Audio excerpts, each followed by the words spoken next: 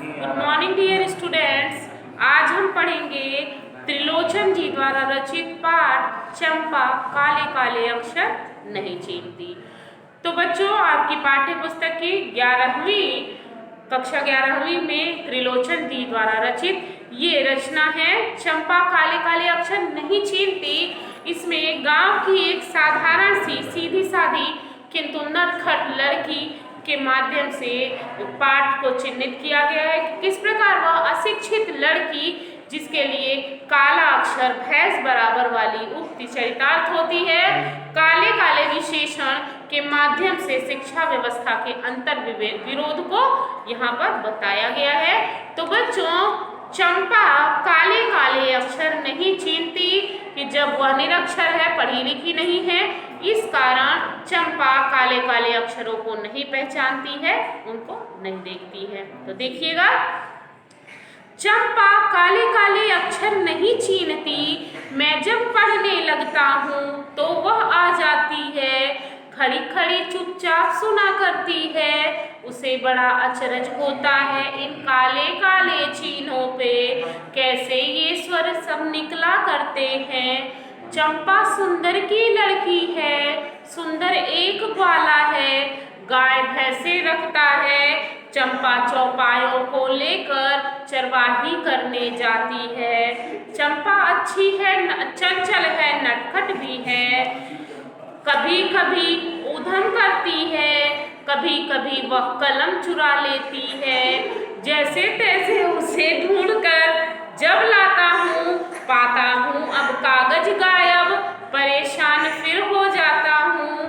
चंपा कहती है, तुम कागज ही गोदा करते हो दिन भर, क्या यह काम बहुत अच्छा है, क्या यह काम बहुत अच्छा है, यह सुनकर मैं हंस देता हूँ। फिर चंपा चुप हो जाती है। उस दिन चंपा आई, मैंने कहा कि चंपा तुम भी पढ़ लो, हारे गाढ़े काम करेगा, गांधी बाबा की इच्छा है सब जन पढ़ना लिखना सीखें। चंपा ने यह कहा कि मैं तो नहीं पढ़ूंगी, तुम तो कहते थे कि गांधी बाबा अच्छे हैं, वे पढ़ने लिखने की कैसे बातें करते हैं, मैं तो नहीं पढ़ूंगी। तो मैंने कहा कि चंपा पढ़ लेना अच्छा है, ब्याह तुम्हारा होगा, तुम गौने जाओगी, कुछ दिन बालम संग साथ रहे चला जाएगा कलकत्ता, बड़ी दूर है वह कलकत्ता, कैसे उसे संदेशा भेजोगी, कैसे उसके पत्र पढ़ोगी। चंपा पढ़ लेना अच्छा है। चंपा बोली, तुम कितने झूठे हो, देखा हाय राम तुम पढ़ लिख कर इतने झूठे हो, मैं तो ब्याह कभी न करूंगी, और कहीं जो ब्याह हो गया तो मैं अपने बालम के संग साथ रहूंगी, कलकत्ते में कभी न जाने दूंगी, कलकत्ते पर बजर गिरे। तो बच्चों, इस तरह से जो ये कविता है चंपा काले काले अक्षर नहीं चीनती, इस कविता के माध्यम से लेखक कवि ये बताना चाहते हैं कि चंपा किताब में लिखे गए, पुस्तक में लिखे गए काले काले अक्षरों को नहीं पहचानती है, और क्योंकि वह अशिक्षित है, जब लेखक पढ़ने का कार्य करने लगते हैं तो वह उनके कमरे में आ जाती है और वो जो कुछ बोलते हैं उसे बड़ी ध्यान से सुनती है, और उसे बड़ी हैरानी होती है कि इन काले काले चिन्हों से, ये जो काले काले चिन्ह इस किताब में छपे हुए हैं, इनसे इतने सारे स्वर निकलते हैं, अर्थात इतनी सारी आवाजें कैसे निकलती हैं। चंपा के पिता का नाम सुंदर है, सुंदर व्यवसाय से ग्वाला है और उसके पास गाय भैंसे हैं। चंपा उन गाय भैंसों को लेकर के चरवाही करने जाती है, उनको चराने के लिए, घास खिलाने के लिए खेतों में लेकर जाती है। फिर चंपा सुंदर है, अच्छी है, उसके साथ ही साथ साथ चंचल है, नटखट है और शरारती भी है। कई बार वो बहुत शरारत करती है और कवि की कलम को चुरा कर ले जाती है। जब बड़ा प्रयास करके वो कलम ढूंढ कर लाते हैं तो वो क्या करती है, कागज को लेकर चली जाती है। फिर कागज लेने के लिए कवि परेशान हो जाते हैं। फिर क्या होता है, चंपा उनसे कहती है कि तुम रात दिन कागज पर ही क्या अंकित करते रहते हो, क्या ही लिखते रहते हो, क्या काम बहुत अच्छा है, क्या ये लिखने का काम बहुत अच्छा है। इतना सुनकर कवि उसकी नादानी पर हंसने लगता है और उसे हंसता देख चंपा शर्मा जाती है और चुप हो जाती है। एक दिन चंपा आई। उस दिन चंपा आई, मैंने कहा कि चंपा तुम भी पढ़ लो। जब कवि ने कहा कि हे चंपा तुम भी पढ़ लो, अर्थात उसे पढ़ने की सलाह दी, कहा कि मुसीबत के दिनों में काम करेगा।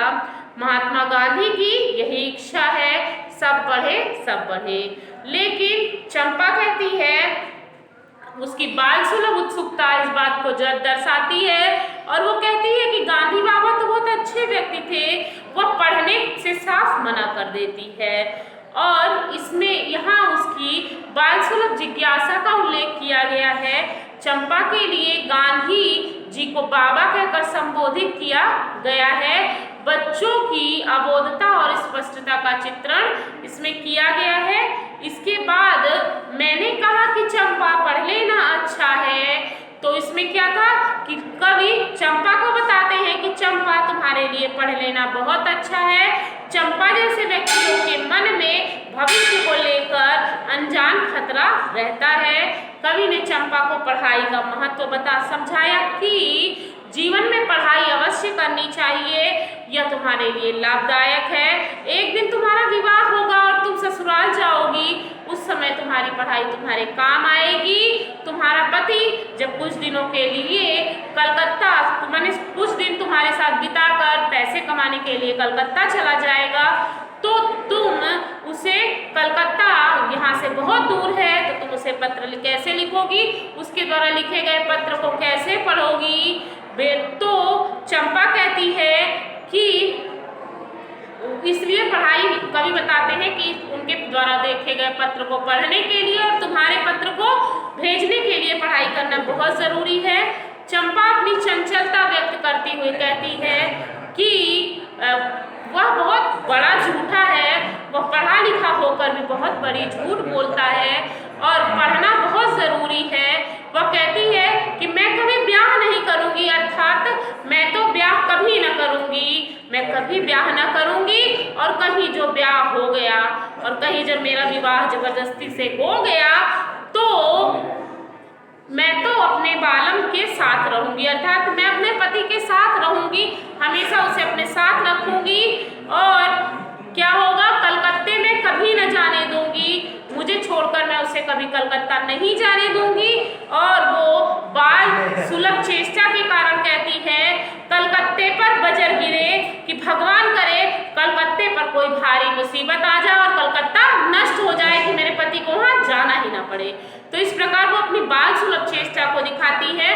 और कवि ने, त्रिलोचन जी ने पाठ में एक बच्ची की, जो कि सीधी साधी है किंतु चंचल है, नटखट है, अशिक्षित है और शिक्षा व्यवस्था की कमजोर होने का वर्णन किया है कि किस प्रकार से अशिक्षित लड़की बाल सुलभ चेष्टा के कारण किस तरह का व्यवहार करती है।